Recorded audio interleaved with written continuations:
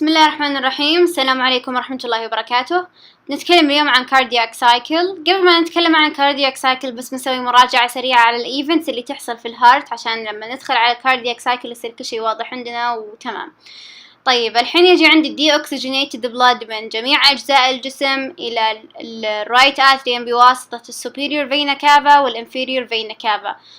يزيد الدم في الرايت اتريوم، يزيد البريشر سلايتلي عن الرايت فنتريكل، تفتح عندي ترايكاسبيد فالف، يدخل البلد، يزيد تقريبا عندي الرايت فنتريكل بريشر، يزيد عن الرايت اتريوم، تسكر عندي ترايكاسبيد فالف، تفتح عندي البلمونري فالف، يروح الدم من الرايت فنتريكل الى اللانجز حيث يحصل الاكسجينيشن من اللانجز الى الليفت اتريوم بواسطة البلمونري فين يروح الدم. في الليفت اتريوم يزيد الضغط سلايتلي عن الليفت فنتريكل، تفتح عندي الميترال فالف، يدخل الدم، يزيد عندي ضغط الليفت فنتريكل اكثر من الليفت اتريوم، تسكر عندي الميترال فالف، يزيد عندي الضغط والانقباضات حقت الليفت فنتريكل اكثر من الايورتا، تفتح عندي الايورتيك فالف، يدخل الدم منها من الليفت فنتريكل الى الايورتا، منها الى جميع اجزاء الجسم.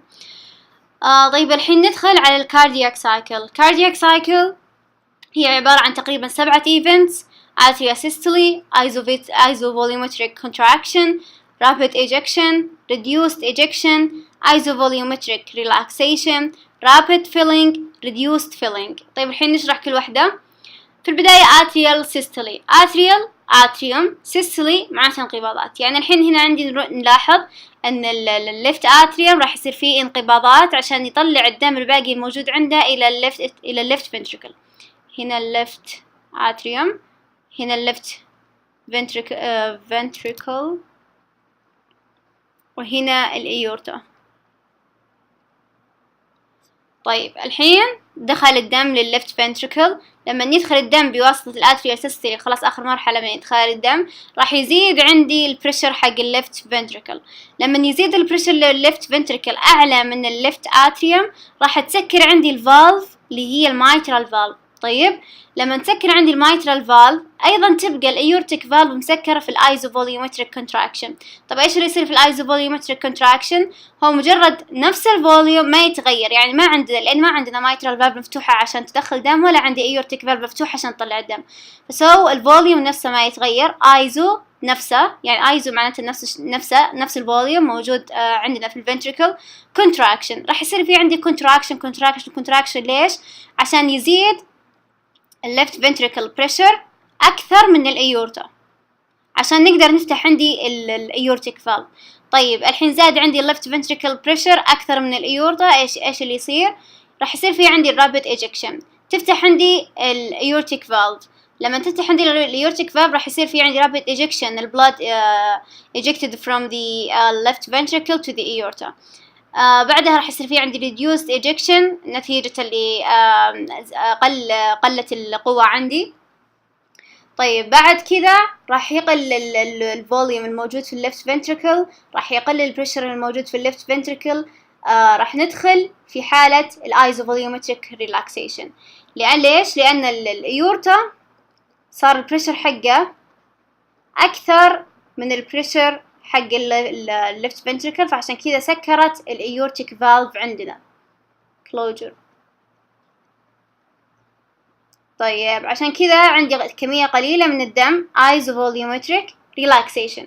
في هذه المرحلة الليفت فنتريكل راح يوصل لأقل نقطة يصير فيها عندها البريشر، لما يصير تقريبا سلايتلي أقل من البريشر حق الليفت اتريوم. لما يصير سلايتلي أقل من البريشر حق الليفت اتريوم ويزيد البريشر حق الليفت اتريوم، هنا راح تفتح عندي الميترال فالف، وراح يصير في عندي rapid filling of the blood from the left atrium to the left ventricle. بعدها راح يصير في عندي reduced filling نتيجة اللي قلت القوة شوي. طبعا لازم نلاحظ في reduced filling والrapid filling كل هذه العمليتين هي عملية passive، بمعنى ما تحتاج أي قوة عشان تدخل البلاد من الاتريوم إلى الليفت فنتريكل. لكن لما خلاص تخلص عندي العملية هذه باسيف، ندخل في العملية الأكتف. اوكي، اللي هي الاتريال سيستولي. راح يصير في كونتراكشن في الليفت اتريوم عشان نطلع كمية البلد الموجودة اللي هي تقريبا 25% إلى الليفت فنتريكل، وبكذا تتكرر الدورة كلها عندي. طيب في شيء مهم لازم نعلق عليه اللي هي الهارت ساوندز. عندي 4 ساوندز اللي هي S1 S2 S3 and S4.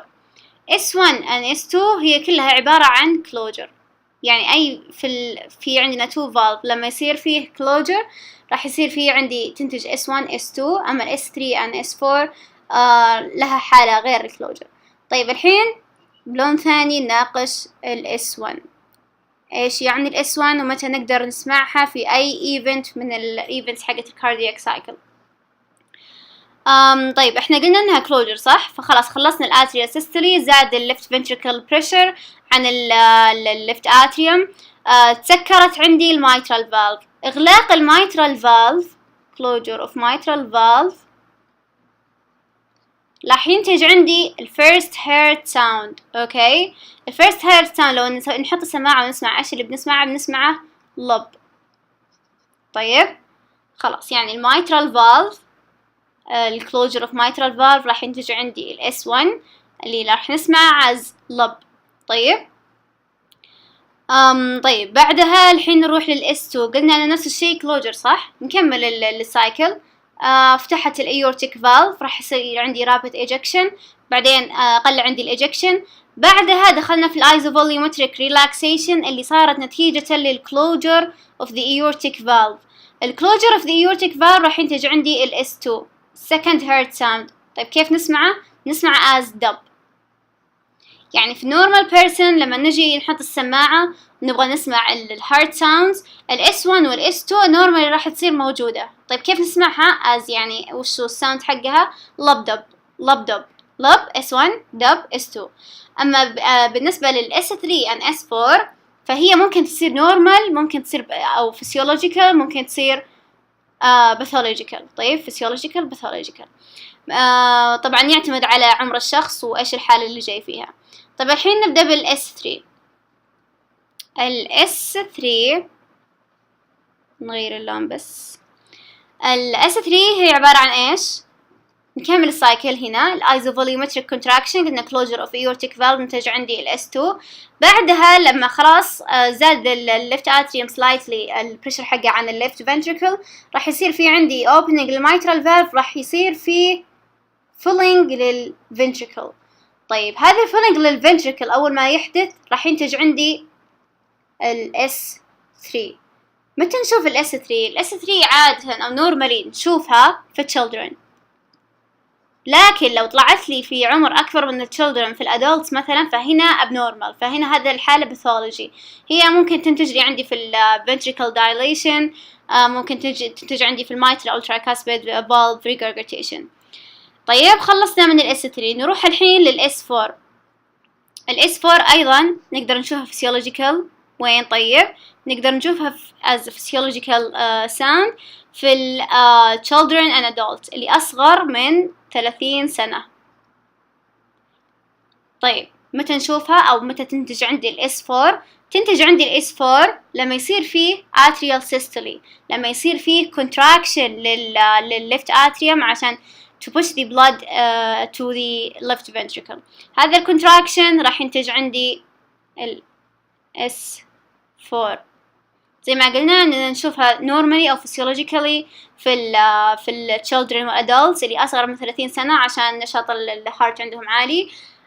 لكن بعد 30 سنة normally راح تختفي.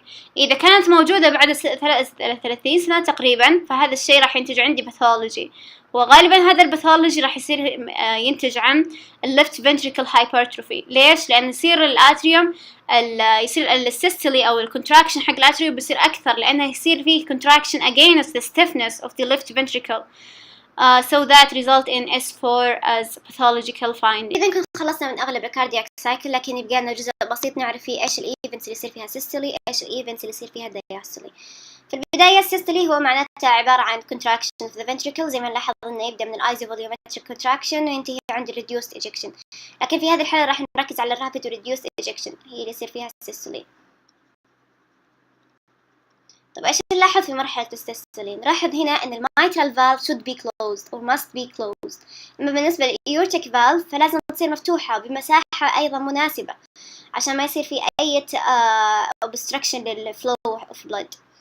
أما بالنسبة للدياستولي فيبدأ زي ما نلاحظ في الآيزوفوليومتريك ريلاكسيشن وينتهي بالآتريال سيستولي، لكن ما راح نركز على الآيزوفوليومتريك ريلاكسيشن، إنما بنركز على 3 events اللي هي الآتريال سيستولي والرابid والريديوست فيلينج. طب إيش نستفيد من هذا الشيء؟ نستفيد منه إنه لو صار في عندي أي abnormalities أو أي disease في الفالف سواء stenosis أو regurg، فنعرف هو حصل المرمز حقتها حصلت في أي مرحلة، في مرحلة السيستولي ولا في مرحلة الدياستولي.